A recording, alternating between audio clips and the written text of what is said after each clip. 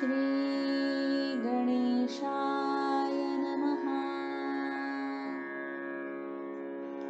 रत्नैकल्पितमासनौ हिमजलैः स्नानैः च दिव्याम्बरम् नानारत्नविभूषितं मृगमदा मोदाङ्कितं चन्दनम् जाति चम्पकबिल्वपत्ररचितं पुष्पैः च धूपं तथा दीपं देवदयानिधे पशुपते हृत्कल्पितं गृह्यताम्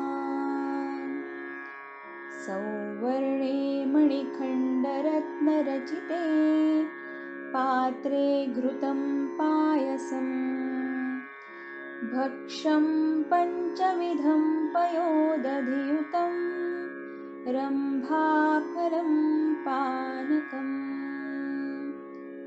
शाकानामयुतं जलं रुचिकरं कर्पूरखण्डोज्ज्वलम् ताम्बूलं मनसा मया विरचितं भक्त्या प्रभो स्वीकुरु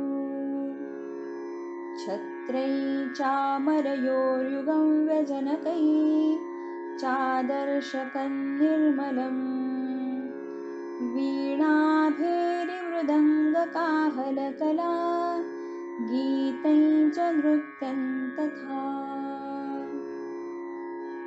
साष्टाङ्गं प्रणतिस्मृतिर्बहुविधा हेतत्समस्तं मया सङ्कल्पेन समर्पितं तव विभो पूजां गृहाण प्रभो आत्मा त्वं गिरिजामतिः सहचरा प्राणाशरीरं गृहम् पूजा ते विषयोपभोगरचना निद्रा समाधिस्थितिः सञ्चारपदयो प्रदक्षिणविधिस्तोत्राणि सर्वा गिरो यद्यत् कर्म करोमि तत्तदखिलं शम्भो तवाराधनम् इत्येवं हरपूजनं प्रतिदिनं यो वा त्रिसन्ध्यं पठेत् सेवाश्लोकचतुष्टयं प्रतिदिनं पूजा हरेर्मानसी सोऽयं सौख्यमवाप्नुयात् धृतिधरं साक्षाद्धरेर्दर्शनम् व्यासस्तेन महावसानसमये कैलासलोकं गतः करचरणकृतं वा कायजं कर्मजं वा श्रवणनयनजं वा मानसं वा पराधं विहितमविहितं वा सर्वमेतत् क्षमस्व जय जय करुणाब्धे श्रीमहादेव शम्भो। शान्ति शान्ति शान्ति।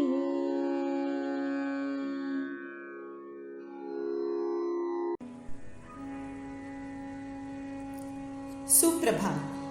आज शिवमानस स्तोत्रातून मानस पूजा केली. मंदिराच्या गाभाऱ्यातून आलेल्या पवित्र ध्वनिसुरातून ही मानस पूजा मनोमनी घडवली मानसी सुनील देशपांडे यांच्या स्वरांनी. श्रोतेहो नमस्कार. संस्कार भारतीचे हे पुणे केंद्र आहे. आज बुधवार 22 जुलै 2020 म्हणजे भारतीय सौर 31 शार्वरी नाम संवत्सर शालिवाहन शके 1942 श्रावण महिना शुक्ल पक्ष द्वितीया तिथी.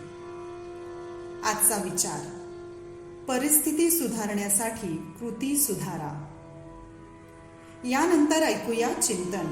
सादरकर्त्या अश्विनी कुलकर्णी. हसता हसता सामोरे जा आयुष्याला, तरच घडवू शकाल भविष्याला. कधी निघून जाईल आयुष्य कळणार नाही, आत्ताचा हसरा क्षण परत मिळणार नाही. डॉक्टर सरोजिनी बाबर. साहित्यामध्ये डॉक्टरेट मिळवलेल्या सरोजिनी बाबर म्हणजे लोकसंस्कृतीचा सुरेख वानोळाच. ओव्या, गीते, कथा, कहाण्या, म्हणी, उखाणे, अगदी कोणताही साहित्य प्रकार, प्रत्यक्ष संवाद करणाऱ्या भाषा शैलीतून आपलंसं करणाऱ्या, लोकजीवनाचा अभ्यास, लोककला, लोकसंस्कृती जपणाऱ्या लोकसाहित्यिक डॉक्टर सरोजिनी बाबर यांच्याविषयी बरंच काही जाणून घेऊया शब्द स्वरांचा लोकजागर या कार्यक्रमातून. सादर करत आहेत शिल्पा देशपांडे. नमस्कार. काव्यरंगमध्ये सगळ्यांचं स्वागत. श्रोते हो, महाराष्ट्रीयन संस्कृतीची पाळंमुळं जिथं रुजली आहेत ते म्हणजे लोकसाहित्य, लोकसंगीत. आणि यांना रचून, संजीवनी देऊन, संकलित करून ज्यांनी मौखिक परंपरा लिखित स्वरूपात आणून साहित्याला नवा आयाम दिला त्या म्हणजे सरोजिनी बाबर. यांच्याविषयी आपण जाणून घेणार आहोत आजच्या काव्यरंग या भागात. सरोजिनी बाबर अर्थात अक्का जशा प्रत्येक स्त्री मनात आहेत तशाच आम्हा चार चौघींच्याही मनात. मी शिल्पा, विद्या, रत्ना आणि केतकी सांगणार आहोत आम्हाला भावलेल्या सरोजिनी बाबर अर्थात अक्का, त्यांचं लोकसाहित्य, त्यांचा प्रवास जाणून घेऊया. होय शिल्पा, त्याचसाठी तर आजचा आपला हा शब्दस्वरांचा लोकजागर डॉक्टर सरोजिनी बाबर. चार चौघी प्रस्तुत अशी ही गीत संगीत अभिवाचनाची स्वरसरोज मैफिल जी आज आपण समर्पित करणार आहोत डॉक्टर सरोजिनी बाबर अर्थात अक्का यांना. अक्कांचा सर्वसामान्य शेतकरी कुटुंबातील एक सर्वसामान्य मुलगी ते लेखिका, संपादिका, कवयित्री, लोकगीत गायिका, लोकसाहित्य संस्कृती मंडळाच्या अध्यक्षा, आमदार, खासदार असा हा सगळा प्रवास खरोखरच थक्क करणारा असा आहे. आणि अक्कांच्या या सगळ्याच प्रवासाविषयी, मग तो स्त्री मनाच्या भावविश्वाचा असो किंवा त्यांच्या राजकीय कारकिर्दीचा असो अथवा लोकसाहित्य लोकसंगीतातील लोकगीतांमधील त्यांचं ध्रुवस्थान बळकट करणारा असो, खरोखरच हा सगळा साहित्य प्रवास म्हणजे एक लोकसाहित्य लोक परंपरेला समर्पित असा हा अमृतकुंभ म्हणावा लागेल. ह्याच अमृतकुंभातील आज ही छोटीशी ओंजळ आपणा सर्व रसिकांसमोर रीती करण्याचा आमचा हा चार चौघींचा प्रयत्न, आजची ही स्वरसरोज मैफिल. तर अशा या थोड्या आगळ्या वेगळ्या स्वरसरोज मैफिलीत सर्व रसिक श्रोत्यांचं मनपूर्वक स्वागत. आपली माय मराठी, आपली बोलीभाषा, आपलं मराठमोळं लोकसाहित्य आहे त्या रंगात, आहे त्या ढंगात त्याचा शब्दस्वर न बदलता सांभाळलं तर येणाऱ्या कित्येक पिढ्यांना ते दिशादर्शक ठरू शकेल. हा दृष्टाविचार आणि त्याची प्रत्यक्ष कार्यवाही करणारी धडाडीची ही भूमिकन्या सरोजिनी अक्का. संस्कृती, सृजनशीलता, सात्विकता यांचा सुंदर मिलाफ. आत्यांची भाषाही जात्यातून भुरुभुरू पीठ पडावं तशी मऊसूत, मृदगंधाचं जन्मजात लेणं ल्यालेली बावनकशी अस्सल. त्यांची शब्दांवरची हुकूमत त्यांच्या लोकसाहित्याच्या संकलनातून, कथा कादंबऱ्यांमधून तर दिसून येतेच, तसंच स्वरांवरची हुकूमतही त्यांनी अजरामर केलेल्या लोकगीतांमधून अनुभवता येते. म्हणून हा लोकजागर आहे स्वर सरोजिनीचा. मराठी सारस्वताच्या या लाडक्या लेकीचं, या शब्दयात्री स्वरयात्रीचं अपूर्व योगदान आपणा सगळ्या रसिकांपर्यंत पोहोचवण्याचा खरं तर आम्हा सावित्रीच्या लेकींचा हा अट्टहास. ह्या कार्यक्रमाच्या निमित्तानं ह्या स्वरसरोज कमलिनीचे, ह्या आभाळ मायेचे विविध पैलू केवळ अष्टच नाही तर शतपैलू उलगडण्याचा हा आमचा प्रयत्न आहे. आणि या प्रामाणिक प्रयत्नाला आपल्यासारख्या साहित्य रसिकांच्या पसंतीची पोचपावती नक्कीच मिळेल अशी आम्ही चारचौघी आशा करतो आणि आपल्या लोकपरंपरेप्रमाणे या साहित्यिक कार्यक्रमाचा श्री गणेशा करतो, अर्थात श्री गणेशाला नमन करू. पायाला नमन हो करीतो वंदन, पायाला नमन हो करीतो वंदन, ऐका हो गुणजन मी करीतो कथन, पायाला नमन हो पायाला नमन. इडा मांडून इडा देवाला, इडा गावाला, इडा पाटलाला आणि इडा तुम्हा मंडळीला आम्ही सांगतो नमन, तुम्ही ऐका हो गुणजन, पायाला नमन हो पायाला नमन, आम्ही सांगतो कथन, तुम्ही ऐका हो गुणजन, पायाला नमन हो पायाला नमन, पायाला नमन हो पायाला नमन, पायाला नमन हो पायाला नमन. केतकीच्या मधुर सुरांनी पहिलं नमन त्या गणरायाला आणि नंतरचं अर्थातच तुम्हा सगळ्या रसिक श्रोत्यांना. डॉक्टर सरोजिनी बाबर अर्थात आपल्या अक्कांनी त्यांच्या माझ्या खुणा माझ्या मला ह्या आत्मचरित्रातून खरं तर हे सुद्धा स्पष्ट केलंय की लोकगीतं, लोकसाहित्य, लोकपरंपरा हे केवळ पुस्तकांमध्ये टिकवून चालणार नाही, तर ह्या लोकगीतांचा मनोभाव आणि शब्दरचना गोळा करत असताना त्यांचा स्वरविलासही त्या लक्षात धरू लागल्या. त्यामुळं फारसा सराव नसतानाही अचानक एखाद्या वेळी एखादं गीत गात असताना कंठातून एका मागोमाग एक ह्या गीतांचा ढीग पडत असे. मात्र ह्या साऱ्याचं श्रेय जातं ते गावोगावच्या खेड्यापाड्यातल्या वाड्या वस्तीतल्या आयाबायांना. अक्का सांगायच्या की संकलनाच्या कामानिमित्त कधी कधी ही गीतं टिपून काढताना हात दुखून यायचा, पण सांगणारी बाई कॅसेटसारखी सुरूच, दमायचं नावच नाही. 100-500 ओव्या एका दमात सांगणं म्हणजे तिच्या हातचा मळच जणू. अशा ह्या 100-500तील एक तरी ओवी अनुभवूयात. पहा, आईचं आणि लेकीचं नातं सर्वांग सुंदर. खरं तर आईच्या कणखर मायेच्या तालमीतच लेकीची जडणघडण कशी होते ते स्पष्ट करणाऱ्या ह्या 2 ओळी. जात्यावरचं पीठ दळताना हात दुखून येत नाही का ग तुझा, असं जेव्हा एक सखी दुसरीला विचारते तेव्हा तिचं उत्तर येतं, दळण दळीते मी बाह्या माह्या लोखंडाच्या, दळण दळीते मी बाह्या माह्या लोखंडाच्या, गुटी दिल्यात एखंडाच्या मायोबाय हरणीन, गुटी दिल्यात एखंडाच्या मायोबाय हरणीन. अशा या लोकसाहित्यातून भाषा सौंदर्य, भाव सौंदर्य आणि विचार सौंदर्य मात्र प्रकट होत असतं. भावभावनांची अनेक मूल्यवान रत्न लोकसाहित्याच्या पोटी दडलेली आहेत. एकत्र कुटुंबात सगळ्यांचा प्रेमानं सांभाळ करणाऱ्या अतिशय कणखर आणि सोशिक स्त्रिया त्यांचे सुखदुःख अशा ओव्यांमधून व्यक्त करत.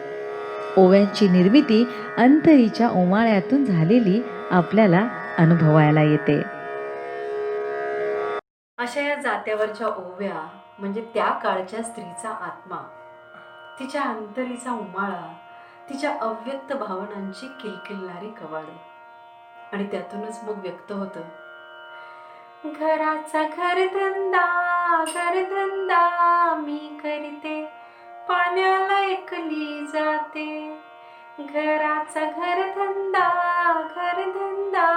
मी करीते, पाण्याला एकली जाते. जीवबाई करिंदला कामान जाते माहेराला. घराचा घरधंदा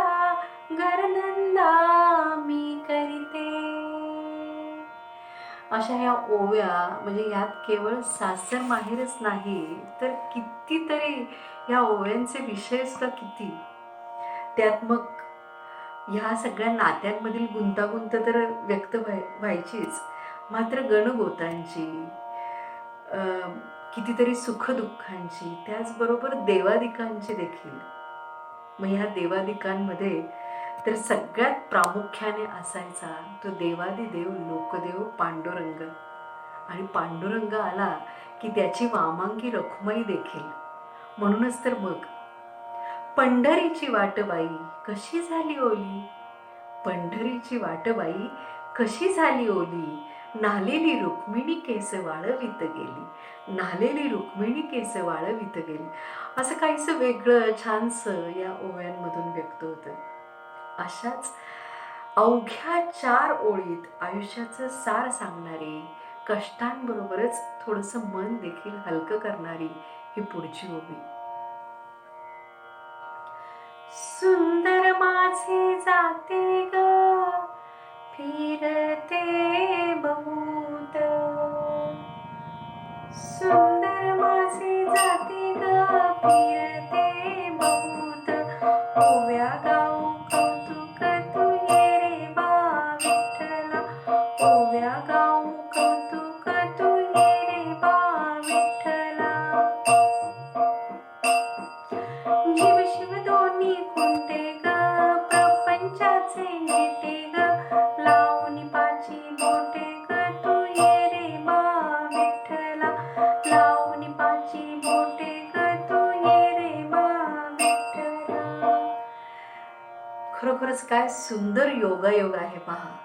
आम्ही 4 चौघी आणि 5वं बोट अक्कांच्या शब्दस्वरांचं, शब्द साहित्याची ही धान्य बोट आणि लोकसंगीताचं हे सुरेल पीठ. म्हणूनच म्हणावंसं वाटतं, सरोजिनीची ओवी ग कीर्ती तिची अपार, सरोजिनीची ओवी ग कीर्ती तिची अपार, थोडीशी उतराई होऊ दे तू ये रे बा विठ्ठला, थोडीशी उतराई होऊ दे तू ये रे बा विठ्ठला, ये रे बा विठ्ठला, ये रे बा विठ्ठला, ये रे बा विठ्ठला, तू ये रे बा विठ्ठला, ये रे बा विठ्ठला, तू ये रे बा विठ्ठला. खरं तर अक्कांची जडणघडण झाली ती गावच्या मातीत. वास्तविक अक्कांच्या आईला, आजीला लोकगीतांचा विशेष नाद. त्यामुळं बालपणापासूनच बाळ सगुण गुणाचं तान्ह ग, बाळ दिसतंय गोजीरवाण ग, हे ऐकतच जन्मापासून लोकपरंपरांनी अक्कांच्या व्यक्तिमत्वाचं भरणपोषण होत गेलं. सांगली जिल्ह्यातल्या बागणी गावच्या शेतकरी कुटुंबातला जन्म. मात्र वडील प्राथमिक शिक्षक असल्यामुळं शिक्षणाचं बाळकडू आणि आई, आजी, आत्या, मामी, मावशी यांच्याकडून नैतिक मूल्यांचं स्वरांगण लाभलं. त्या काळी घरातल्या प्रत्येक आनंददायी गोष्टींचा उत्सव होत असे. मग ते बाईचं ओटीभरण असो किंवा बाळाची 5वी पूजन असो. 5व्या दिवशी 6वीचा मान, आज्ञा दिली तिला परमेश्वरानं, अक्षर टाकी ती हुकुमाप्रमाण, पाटपूजून झाली सन्मान. असा हा 5वीचा सोहळा. तर 12व्या दिवशी बारशाचा सोहळा. बाळाचा पाळणा ऐकूया. हलवाना कुणी डोलवाना, हलवाना कुणी डोलवाना, दशरथाच्या दरबारी बाई सोनियाचा पाळणा, दशरथाच्या दरबारी बाई सोनियाचा पाळणा, सुतार तू दादा बारशाला येना, रंगीत पाळणा माझ्या रामाला आणना, रंगीत पाळणा माझ्या रामाला आणना. हलवाना कुणी डोलवाना, हलवाना कुणी डोलवाना, दशरथाच्या दरबारी बाई सोनियाचा पाळणा, दशरथाच्या दरबारी बाई सोनियाचा पाळणा.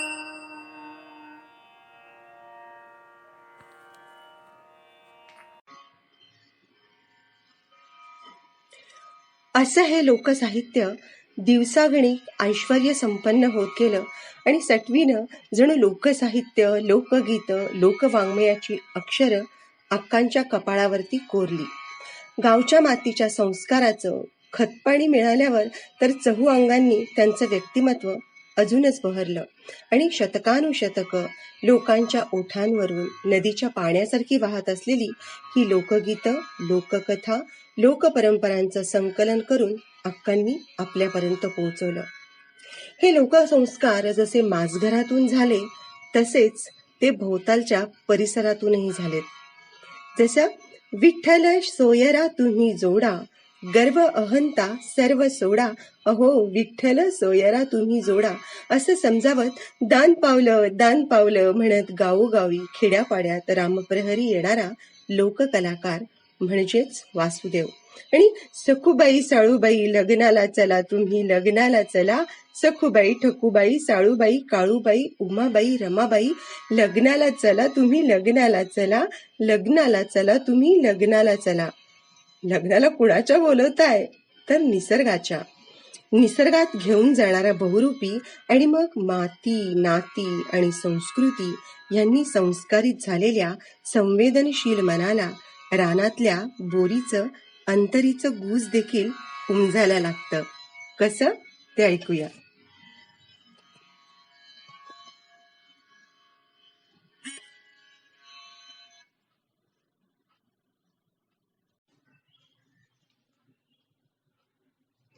रानातल्या बोरीला वाजून आली थंडी, रानातल्या बोरीला वाजून आली थंडी, काट्यातून लगडली बोरी सात खंडी, काट्यातून लगडली बोरी सात खंडी, रानातल्या बोरीला वाजून आली थंडी, रानातल्या बोरीला वाजून आली थंडी.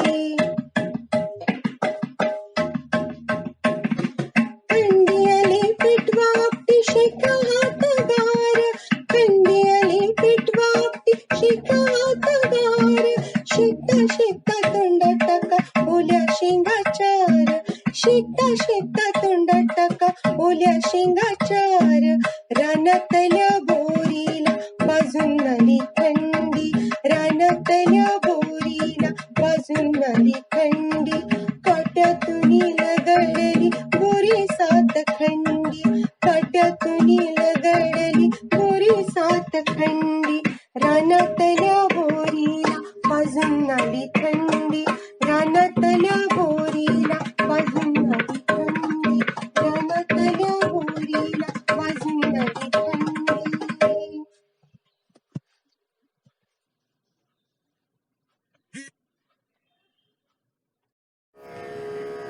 जिथं बोरीच्या थंडीचं इतकं सुंदर वर्णन, तिथं सोन्याच्या कणसानं फुललेलं शिवार, काळी माती, माळरान आणि हा मळा तर किती जिव्हाळ्याचा. आणि अक्कांचा जन्मच शेतकरी कुटुंबातला, त्यामुळं मळ्यातल्या प्रत्येक झाडाशी शेतीशी निगडीत गोष्टींशी त्यांचं नातं लोकसंगीतामुळं अधिकच दृढ होत गेलं. अशा ह्या आत्मीयतेच्या ग्रामीण संस्कारात आईवडिलांच्या गुरुजनांच्या छायेखाली अक्कांचा पिंड पोसला गेला. त्यामुळं लोकपरंपरेचे पहिले संस्कार त्यांच्या घरातूनच झाले. लोकधनाची बरसात लहानपणीच झाली. अक्कांची वक्तृत्व कला देखील उत्तम, अगदी ऐकत राहावी अशीच होती. गायनाचंही शिक्षण काही काळ घेतलं होतं. मग गजाननराव वाटवे, गोविंदराव टेंबे, वत्सलाबाई महाडिक, ज्योत्स्ना भोळे, हिराबाई बडोदेकर यांचीही चांगली ओळख होऊन त्यांच्याशी भेटीगाठी झाल्यात. मग गायन संस्कार होत राहिले. मुळात गायनाची आवड, त्यातनं विशारदही झाल्या. त्यामुळं अत्यंत सुरेल गोड ठाम आवाजात त्या उत्तम प्रकारे लोकगीत म्हणत.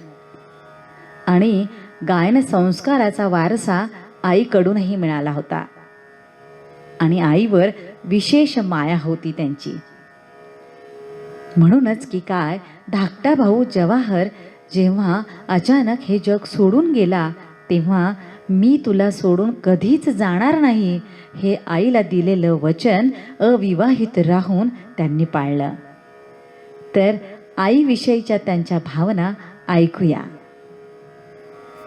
आई गंगूबाई, मायेचा पदर तर वडील सगळ्या सुखाचे आगर. वडील कृष्णराव भाऊराव बाबर हे सुधारणावादी असल्यामुळे सरोजिनीबाई आणि त्यांच्या बहिणींचं शिक्षण विना अडथळा झालं. त्या काळात लेकींनी घराबाहेर पडून 4 चौघांबरोबर शिकायचे ते दिवस नव्हते. परंतु आपल्या लेकींना शिक्षण दिलं तरच त्या स्वतःच्या पायावर उभ्या राहतील याची जाण असलेल्या कृष्णरावांनी आपल्या लेकींना केवळ शिकवलंच नाही तर उच्च शिक्षणासाठी पुण्याला पाठवलं. पुणे विद्यापीठात मराठी विषयात त्या पहिल्या आल्या आणि लगेचच त्यांनी स्त्री लेखकांचं मराठी साहित्यातील योगदान या विषयावर PhD मिळवली. अक्कांच्या साहित्यिक राजकीय जडणघडणीचेच नाही तर संपूर्ण कारकिर्दीचे शिल्पकार त्यांचे वडील होते आणि म्हणूनच त्यांना वडिलांचा अभिमान होता. काय सांगू बाई माहेरची बढाई, माझ्या पित्यानं लावली एशीपासून अंबराई. अशी ही साहित्य अंबाराईच्या सानिध्यानं, सहवासानं, मार्गदर्शनानं अल्पावधीतच साहित्य संस्कृतीची वेल बहरली आणि समाज शिक्षणमालेच्या 550 पुस्तकांची निर्मिती झाली. यात वडिलांसह त्यांच्या दोन्ही बहिणी कुमुदिनी आणि शरदिनी, तसंच सुमती क्षेत्रमाडे, गंगूताई पटवर्धन, गोपीनाथ तळवळकर, डॉक्टर राणा दांडेकर, शंकर पवार, बाब बोरकर, दुर्गा भागवत, नासी फडके, शांता शेळके अशा अनेक मान्यवरांनी लेखन केलं. वडील सत्यशोधक चळवळीचे कार्यकर्ते आणि त्यामुळेच सत्यशोधनाचे संस्कार घरातच नाहीत तर अनेक मान्यवरांचं सानिध्य त्यांना लाभलं. त्यांच्या चर्चा कानावर पडत राहिल्या आणि या साऱ्यांमुळं बहुश्रुतपणा आपोआप प्राप्त झाला. त्यातून विविध प्रकारच्या लोकसाहित्याचा अमूल्य खजिना जो मातीत वाढला गेला होता आणि इतिहासाची साक्ष असलेल्या त्या पाऊलखुण्या जपण्याचं, जिवंत ठेवण्याचं काम अक्कांनी केलं. लोकसंस्कृतीत लोकगीतं विपुल प्रमाणात आढळतात. भावनिक वाङ्मयाचा फार मोठा पगडा ह्या गीतांवरतीही झालेला दिसतो. त्यातनं अगदी पांडुरंग, रुक्मिणी देवी आणि सत्यभामाही सुटल्या नाहीत हे या ओवीतनं कळतं. राही रुक्मिण म्हणती अहो सत्यभामाबाई, राही रुक्मिण म्हणती अहो सत्यभामाबाई, पती दिलेला दानाला कुणी ऐकियला नाही, पती दिलेला दानाला कधी ऐकियला नाही. राही रुक्मिण बोलती अहो सत्यभामाबाई, राही रुक्मिण बोलती अहो सत्यभामाबाई, कसा दानाला दिला पती तुझा ऐकलीचा नाही, कसा दानाला दिला पती तुझा ऐकलीचा नाही. डॉक्टर सरोजिनी बाबर यांच्या संपूर्ण जीवन प्रवासात एक मात्र नक्की की हे साहित्य मैत्र खऱ्या अर्थाने बहरलं फुललं ते शांता शेळके या सारस्वत मैत्राच्या सहवासात. शांता शेळके म्हणजे साक्षात सरस्वती. कपाळावर भलं मोठं कुंकू, सुती जरीकाठच्या साडीचा डोक्यावरचा टोप पदर, किंचित तिरपी मान करून एका हातानं पदर ओढण्याची हाताची खानदानी सवय आणि हं हं म्हणत जोंधळागत दाणेदार शब्दांची उधळण, मध्ये मध्ये प्रसन्न हास्याची साखर पेरणी करत समोरच्याशी संवाद साधणं. तर एरवी ही सरोजिनीबाई लोकसंस्कृतीचा सुरेख बानोळाच होत्या की. टोपपदरी लुगड्याचा डोक्यावरून अंगभर ओढून घेतलेला पदर आणि सावळ्या वर्णाच्या कपाळावर ठसठशीतपणे रेखलेलं कुंकू, असं सरोजिनीबाईंचं रूप बघितलं की कुणाही अभ्यागताला अगदी न सांगताच जणू काही बाईंच्या अभ्यासाविषयीची खूणच पटावी आणि मग लोकसाहित्याच्या, लोकसंस्कृतीच्या अखंड गप्पा सुरू व्हायच्या. शांताबाईचं आणि अक्कांचं हे मैत्र त्यांच्या हास्यासारखंच निरागस आणि निखळ. त्या दोघीच डोक्यावरून पदर घेतलेल्या सर परशुराम महाविद्यालयाच्या विद्यार्थिनी. अस्सल मातीशी नाळ जोडलेल्या या दोघी सख्या अगदी जाईजुईसारख्या. शांताबाईंच्या कविता आणि अक्कांचं लिखाण, म्हणूनच तर ह्या रानजाईच्या प्रतिभा सुगंधानं अवघं मराठी सारस्वत अजूनही दरवळून जात आहेत.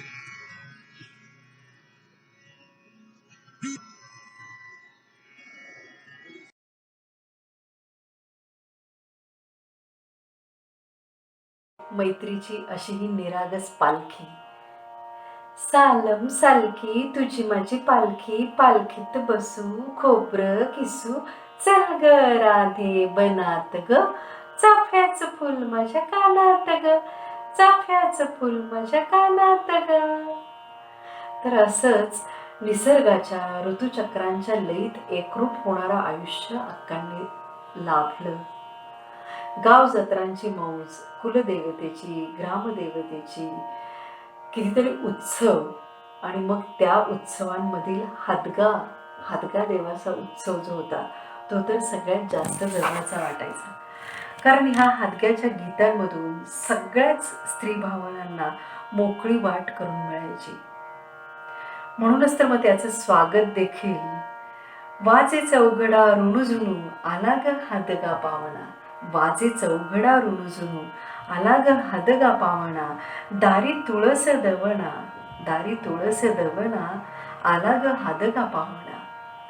जाई जुई शेवंती फुले ग नानापरी, जाई जुई शेवंती फुले ग नानापरी, हार गुंफिते कुसरी हादगा देव मी पूजिते, हार गुंफिते कुसरी हादगा देव मी पूजिते. असं अवघं स्त्रीभाव विश्व खुलतं बहरत केलं ते या हादग्याच्या, भोंडल्याच्या, भुलाबाईच्या, गुलाबाईच्या अशा कितीतरी विविध गीतांनी. त्यातील कितीतरी गीतं तर अजूनही आपली तोंडपाठ आहेत. जसं की पैलुमा गणेश देवा, माझा खेळ मांडू दे करीन तुझी सेवा, माझा खेळ मांडिला वेशीच्या द्वारी, पारव घुमते पारावरी. किंवा कारल्याचा बेल कारल्याचं बी, पेरग सुनबाई पेरग सुनबाई, मग जा फुल्या माहेरा माहेरा. कारल्याचं बी पेरलं हो सासूबाई, पेरलं हो सासूबाई, आता तरी जाऊ द्या माहेरा माहेरा. इथपासून ते अगदी कारल्याची भाजी केली हो सासूबाई, केली हो सासूबाई, आता तरी जाऊ का माहेरा माहेरा. अगदी इथपर्यंत. श्रोते हो, आपण जाणून घेत आहोत डॉक्टर सरोजिनी बाबर यांचा साहित्य प्रवास. एका भागामध्ये त्यांचा हा साहित्य प्रवास उलगडणं तसं अशक्य. त्यामुळे भेटूया पुढच्या भागामध्ये उर्वरित काव्यप्रवास साहित्य प्रवास घेऊन.